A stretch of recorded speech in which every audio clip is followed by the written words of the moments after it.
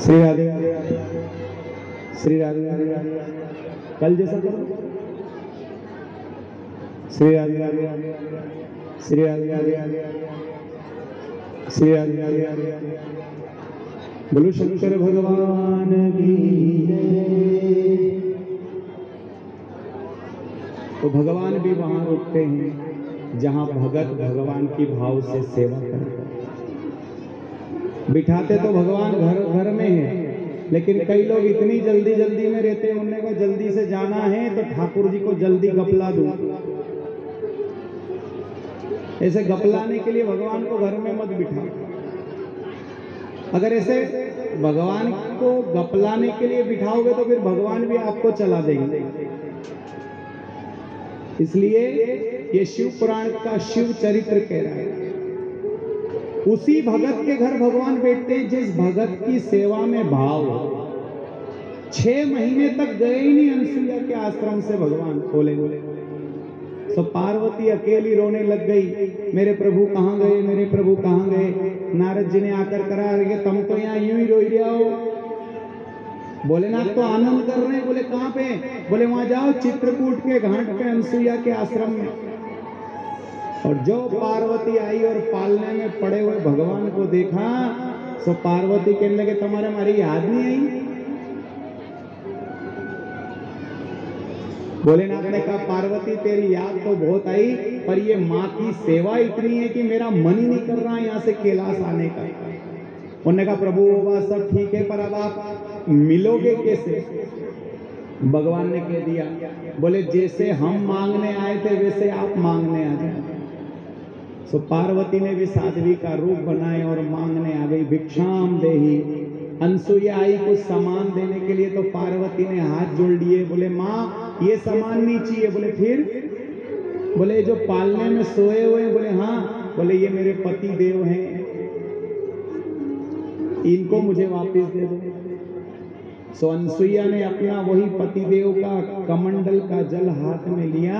और शिव पुराण की कथा कहती है, पति को देवता मानकर पूजन करने का फल क्या मिला, ये अनसुईया का चरित्र सिखाता है। जल हाथ में लिया और कह दिया, हे जल नारायण, अगर मैंने भाव से मेरे पति का पूजन किया है, उनको ही देवता माना है, तो आपको सौगंध इस पल्ले पर गिरो और ये जो भी हो इनको असली रूप में प्रकट कर दो।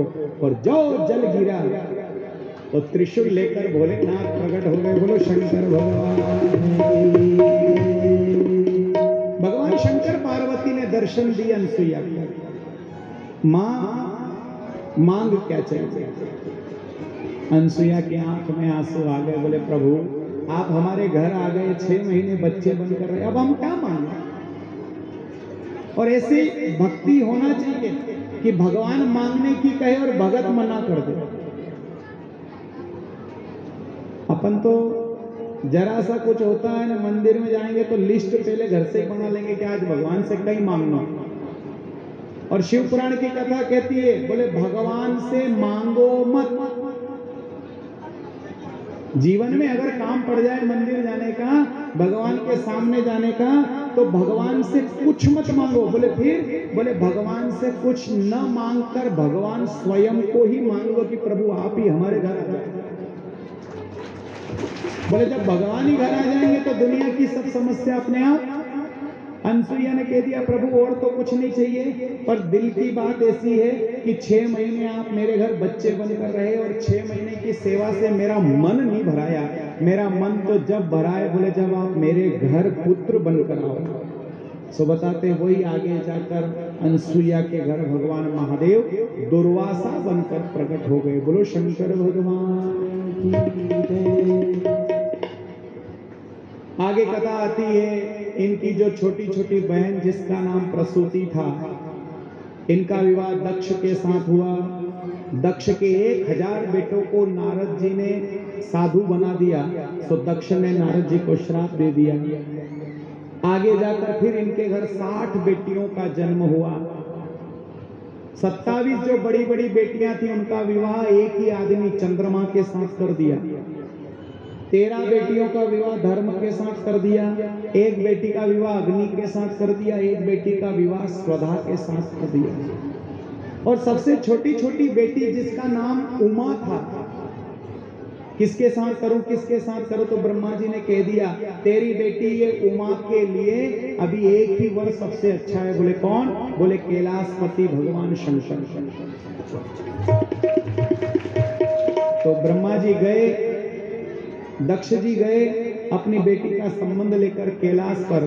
तो भगवान ने विवाह के लिए हाँ कर दी और चैत्र शुक्ल त्रयोदशी के दिन भगवान भोलेनाथ और उमा जी का मंगलमय विवाह हो गया। बोलो शंकर भगवान की जय।